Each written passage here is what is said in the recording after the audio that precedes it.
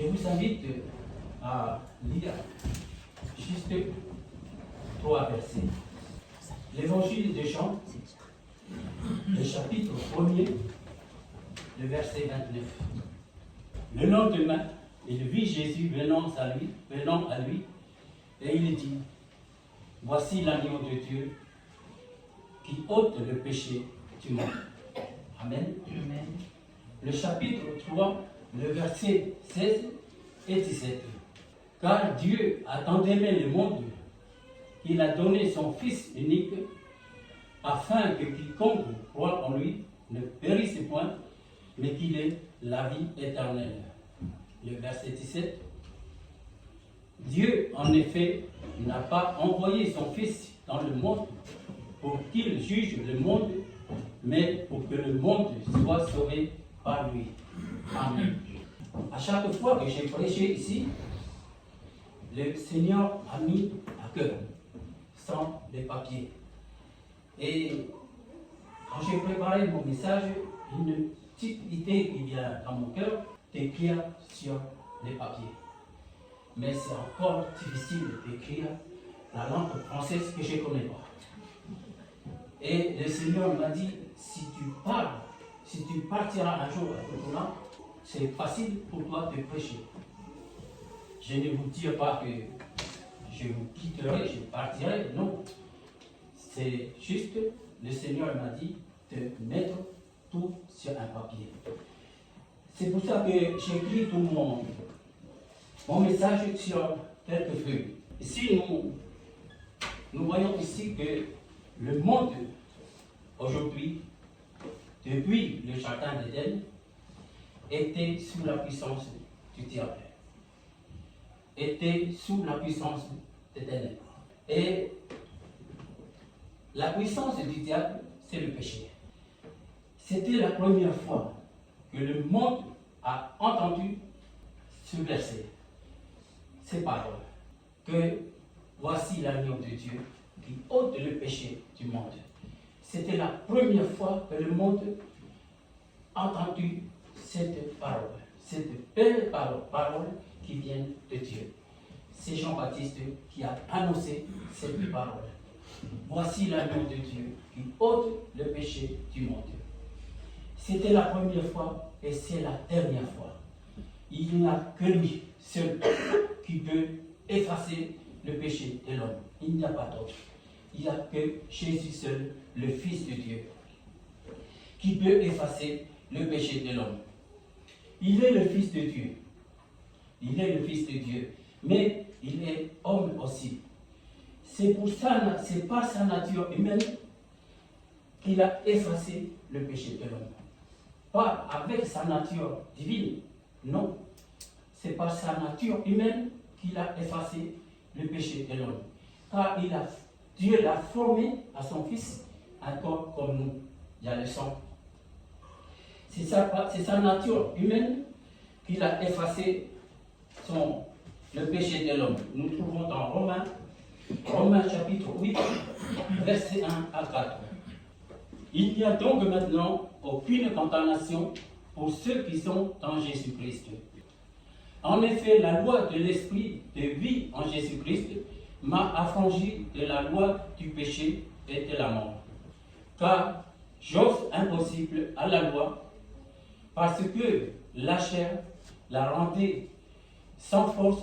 Dieu a condamné le péché dans la chair en envoyant, à cause du péché, son propre Fils dans une chair semblable à celle du péché. Amen. Nous voyons ici que Jésus est venu avec un corps comme nous. Et c'est son sang, comme le sang de l'homme. Malgré il est le Fils de Dieu, mais il a effacé le péché. Parce que c'est nous on n'a pas pu suivre la loi que Dieu donna à Moïse. Et Jésus est venu avec un corps comme nous. Pourquoi? Parce qu'au commencement, c'est l'homme que Dieu a créé qui a conduit le monde entier vers le péché. Ce verset Voici l'agneau de Dieu qui ôte le péché du monde. Ce verset a changé le monde entier. Car le péché qui nous a séparés de Dieu, il faut enlever le péché dans l'homme pour qu'il puisse approcher à son Créateur.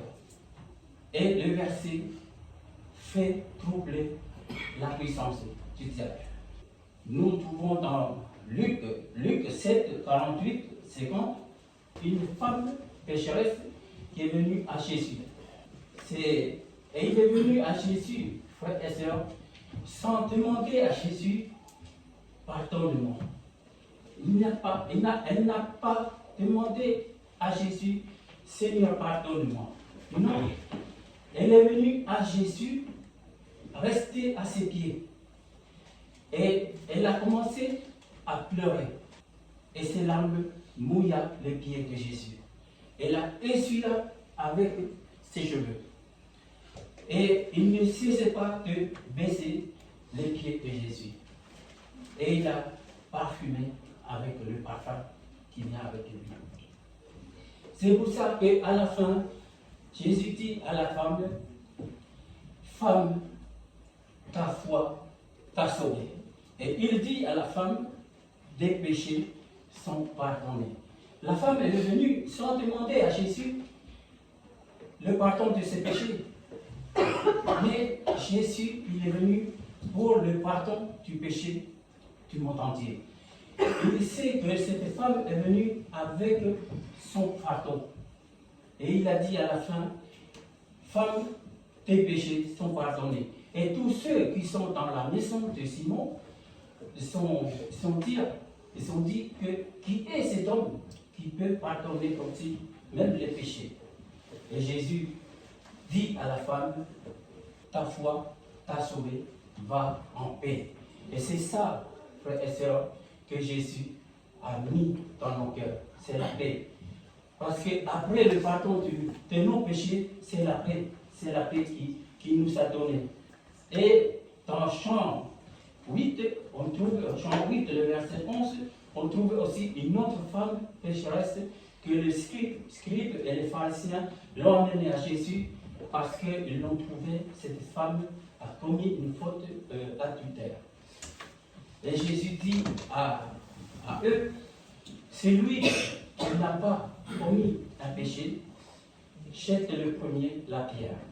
Et aucun homme parmi les enfants, jusqu'au plus grand, jette une pierre sur cette femme.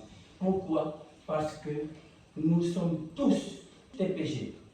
C'est pour ça que Jésus est venu. C'est pour ça qu'il dit ici, voici l'agneau de Dieu qui ôte le péché du monde. Parce que nous sommes tous des péchés. Nous sommes tous des pécheurs. Mais à la fin, Jésus dit à la dame, femme, n'y a-t-il pas quelqu'un qui t'a condamné? Et Jésus, la femme lui a répondu, Seigneur. Et Jésus, il répondit, non Seigneur. Et Jésus lui dit, je ne te condamne pas non plus. Va et ne pêche plus. Mais bien aimés, nous vivons dans la grâce de Dieu. C'est vrai que c'est difficile, mais Jésus nous dit, il dit à la femme, moi aussi je ne te condamne pas, va et ne pêche plus. Jésus est venu dans ce monde, pas pour condamner l'homme à cause de son péché, mais il est venu pour libérer l'homme de son péché. C'est lui l'agneau de Dieu qui ôte le péché du monde, lui seul. Comme je vous dis avant, Dieu utilise la vie comme l'homme pour écraser la tête du diable. C'est ce que Dieu dit dans le jardin d'Éden. La descendance de la femme écrasera la tête. Et Dieu utilisa un homme, son fils est venu dans ce monde, il a pris la forme d'un homme comme le premier Adam pour écraser la tête du diable. Nous trouvons ça dans Hébreux 10, 4 à 7. Car il est impossible que le sang de taureau et des boucs ôte le péché. C'est pourquoi Christ, entrant dans le monde, dit: tu n'as voulu ni sacrifice, ni offrande, mais tu m'as formé un corps comme nous. Tu n'as agréé ni holocauste, ni sacrifice pour le péché. Alors j'ai dit: voici, je viens. Dans le rouleau du livre, il est question de moi pour faire, ô Dieu, ta volonté. Voilà pourquoi je vous dis que le péché effacé par le sang naturel. Malgré il est le Fils de Dieu, mais il a pris un corps comme nous, il a le sang comme nous pour effacer le péché que l'homme a commis au début. Parce que Dieu sait que le péché ne vient pas de nous. Il sait que le péché vient du diable. C'est pour ça que Dieu aime son créature. Il est le créateur. Et il a envoyé son Fils dans le même corps, comme le premier Adam, pour écraser la tête du diable. Et c'est la puissance divine du Très-Haut que tous nos péchés sont purifiés par le sang de l'agneau. C'est le péché qui nous a séparés de Dieu. Et c'est le sang de l'agneau qui nous a purifiés que nous pouvons approcher de nouveau à lui. Car il est notre Dieu. Au début, Dieu créa l'homme pour lui, mais pas pour le diable. Et le diable, il a tenté la femme, et la femme tenté l'homme. Ils sont tous deux péchés contre leur Créateur. Qui parmi les anges et les sacrificateurs de l'Ancien Testament peut pardonner le péché de l'homme? Eh bien aimé, aucun. Aucun ange, aucun sacrificateur. L'Ancien Testament, les sacrificateurs entrent une seule fois par an avec le sang dans le lieu très saint pour le pardon des péchés du peuple Israël et lui-même. Et c'est le sang d'un animal. Et Jésus, il est entré une fois pour toutes, pas avec un sang d'un animal, mais avec son sang, son propre sang, pour le péché de l'humanité. Mais pas pour lui, parce que lui, il est saint, il est pur. Mais c'est par l'amour de Dieu qu'il est venu dans ce monde, que quiconque croit en lui ne périsse pas, mais qu'il ait la vie éternelle.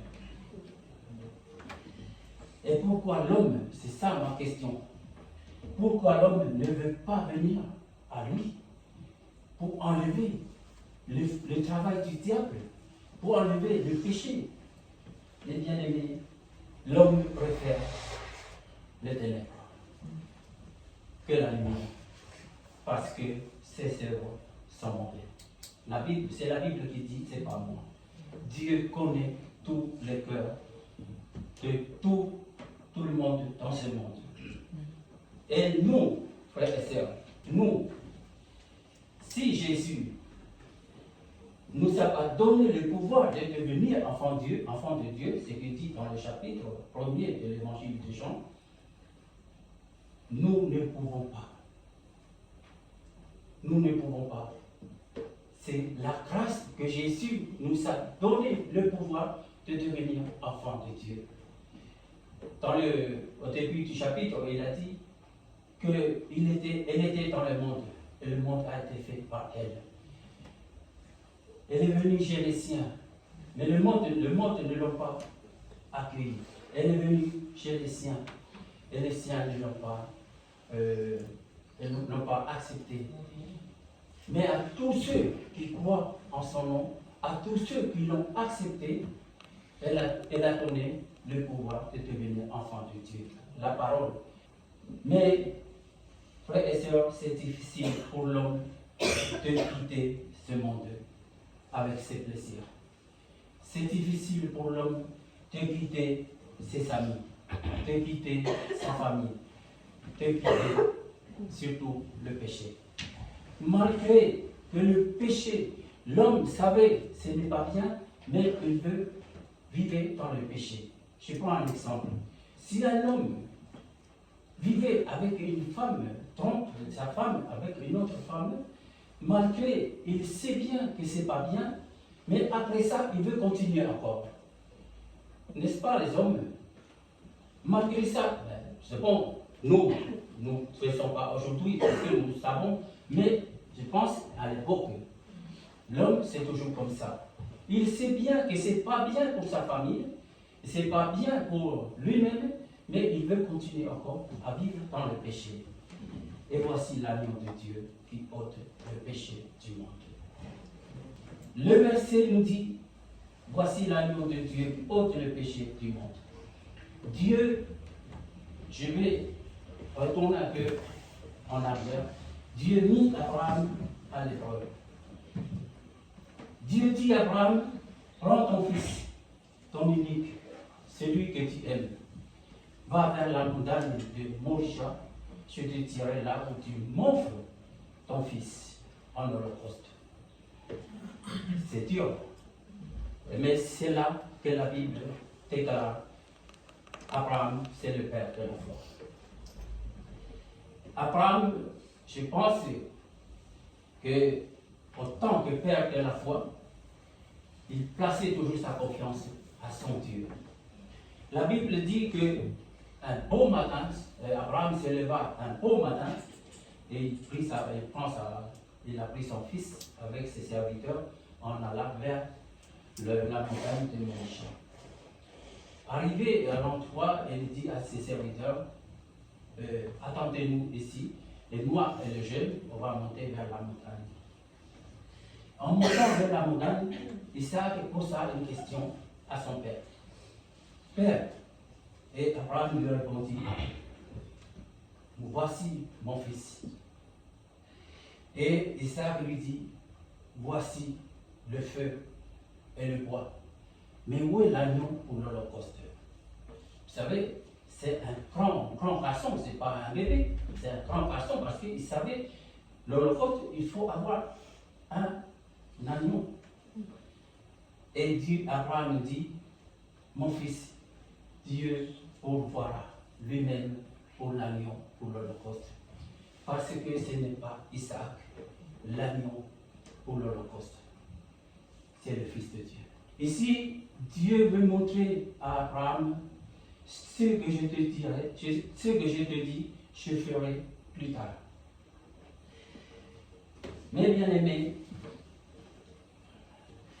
Isaac ne savait pas que c'est lui l'agneau pour l'holocauste. Mais Jésus sait que c'est lui, même l'agneau pour ôter le péché du monde. C'est lui l'agneau pour l'holocauste. Isaac n'allait pas jusqu'au bout, mais Jésus est allé jusqu'au bout, sur la croix. Tout le péché du monde posa sur lui. Aucun ange vient l'aider. Mais bien aimé, je vous retire, aucun ange vient l'aider sur la croix. Il était tout seul à porter tout le péché de l'humanité. Il a porté tout seul. Il a renoncé à sa vie. Et Dieu forma en lui un corps sur lui pour qu'il porte le péché du monde. Isaac était le fils que Dieu a fait la promesse. Car Dieu dit à Abraham, parce que tu obéis ma voix, toutes les nations de la terre seront bénies en ta postérité. Isaac, c'est le fils que Dieu a fait cette promesse. Mais Jésus est le Fils de Dieu qui est venu pour accomplir cette promesse. C'est pour ça que Jésus, sur la croix, il a dit, tout est accompli. Le péché est né depuis le commencement. Et il vivait dans l'homme, et c'est le péché qui conduit la vie de l'homme vers l'enfer. Mais bien aimé, c'est le péché qui conduit la vie de l'homme vers l'enfer. Jésus est venu pour enlever le péché, purifié par son sang, pour que nous puissions s'approcher de Dieu. Mais malgré tout, nous continuons à pécher, n'est-ce pas, frères et sœurs? À cause de nos pensées, de nos paroles, de nos regards, nous continuons à pécher. Mais je vais vous dire une chose, mes frères et sœurs. Dieu, il ne voit pas tout ce que nous faisons aujourd'hui. Dieu voit seulement tout ce que son Fils a fait sur la croix.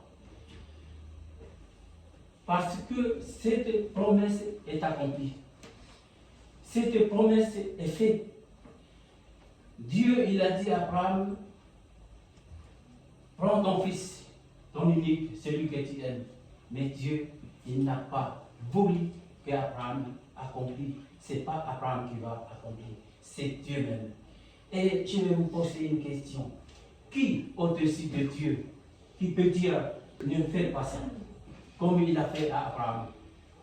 Il n'y a pas d'autre au-dessus de Dieu. C'est Dieu qui prend la décision finale. Il a pris la décision, c'est mon fils que je vais offrir sur la croix pour le pardon de nos péchés, pour le pardon du péché de l'homme.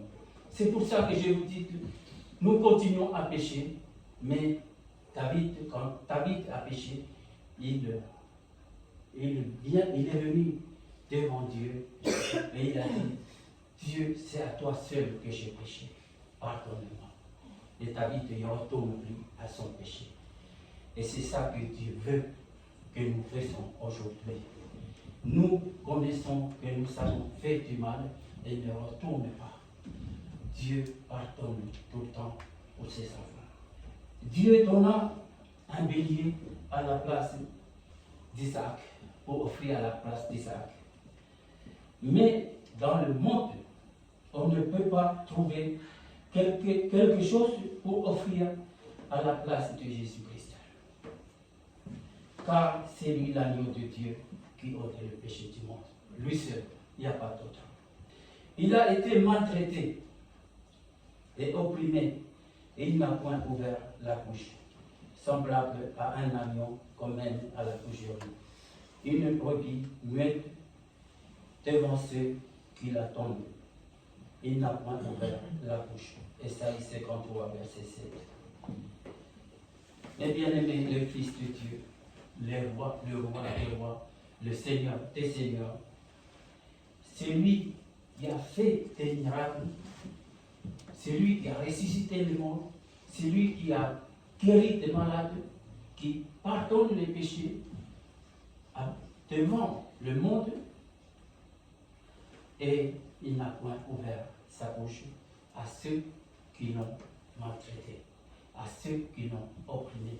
Il n'a point ouvert sa bouche. C'est à nous, c'est pour nous qu'il a fait ça. Regardons-nous le monde aujourd'hui. On ne peut pas prendre depuis le commencement, juste au temps de Jésus jusqu'à nous aujourd'hui. Combien de milliards d'hommes et de femmes depuis le temps de Jésus jusqu'à nous aujourd'hui? Combien? On ne sait pas le nombre. Mais Dieu, il posa tout le péché de tout le monde sur son Fils. Mais bien aimé, c'est lourd, n'est-ce pas? C'est lourd. Quand j'ai médité ça, j'ai pleuré devant le Seigneur. Celui qui n'a point commis le péché, dit Paul, Dieu l'a fait pécher pour nous. Tout le péché du monde posa sur lui, sur la croix. Et frères et sœurs, Jésus a souffert à la place de l'homme, car toutes les souffrances qu'il a portées, c'est la colère de son Père envers nous. Et son Père versa sur son Fils pour que nous trouvions la vie. Qu'en pensez-vous?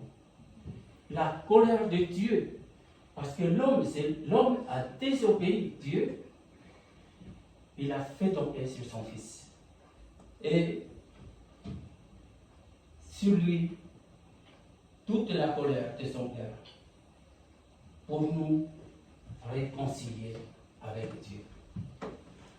Comme dit Esaïe, le châtiment qui nous donne la paix est tombé sur lui. Que le nom de Jésus soit glorifié dans notre vie, frères et sœurs. Et sur la croix, il a pris la mort. La parole dit, le salaire du péché, c'est la mort. Mais le don gratuit de Dieu, c'est la vie éternelle en Jésus-Christ, notre Seigneur, dit Paul. Mais bien aimé, le salaire du péché, c'est la mort.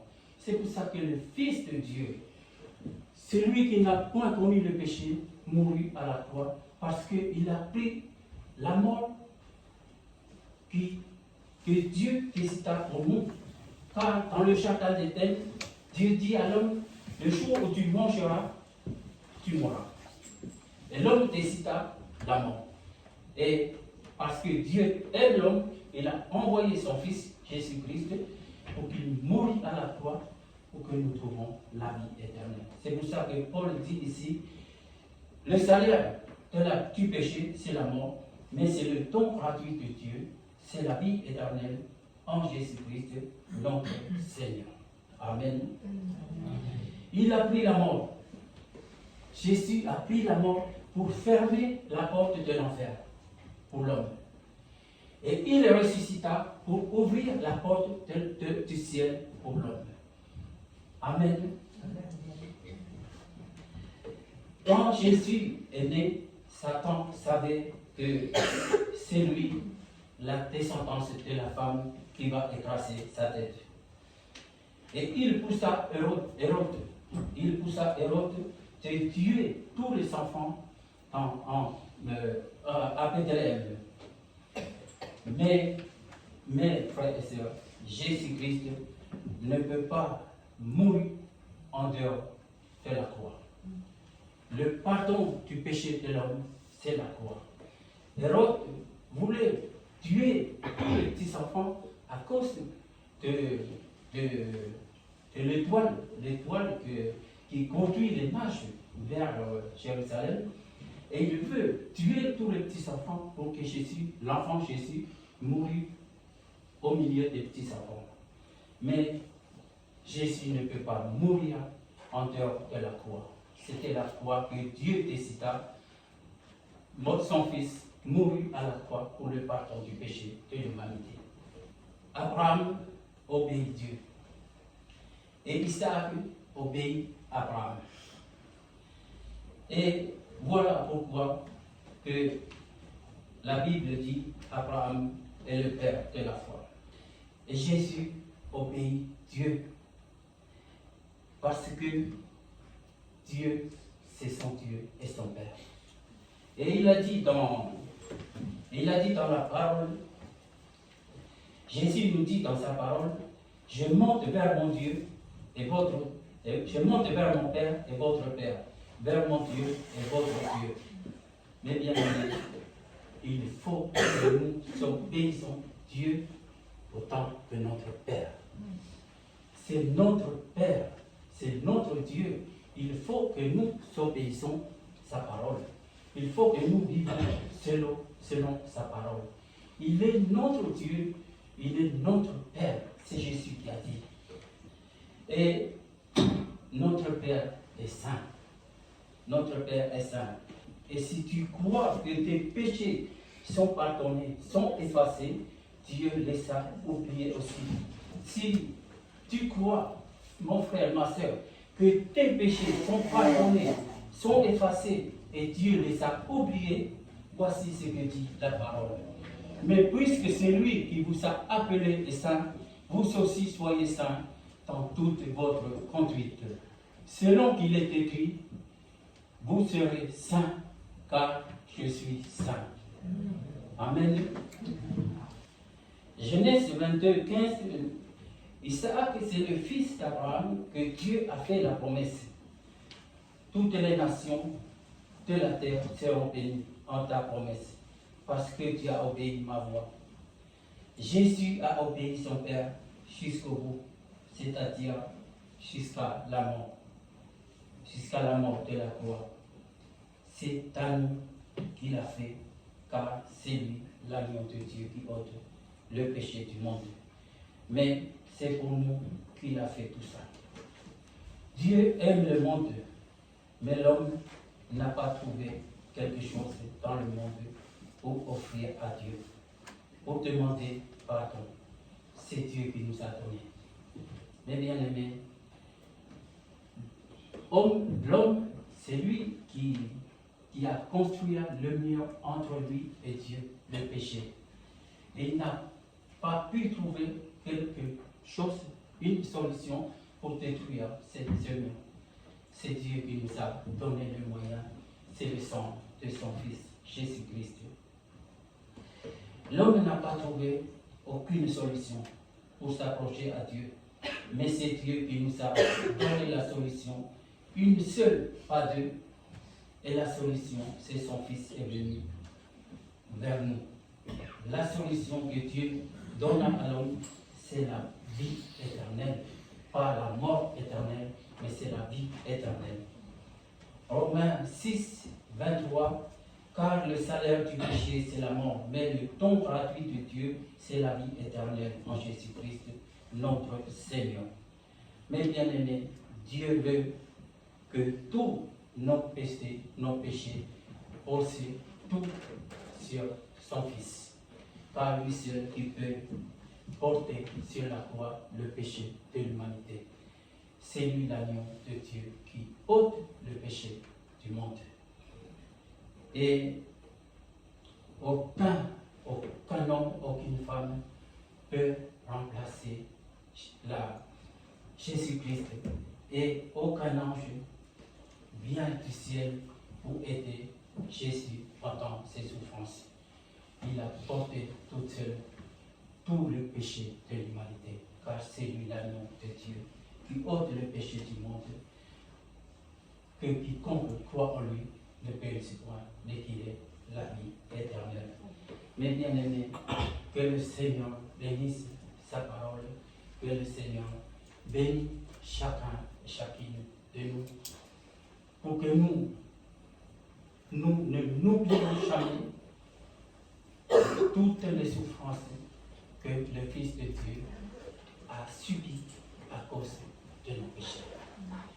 Et Dieu veut que le péché de l'humanité, de tout homme et toute femme, amène sur son Fils.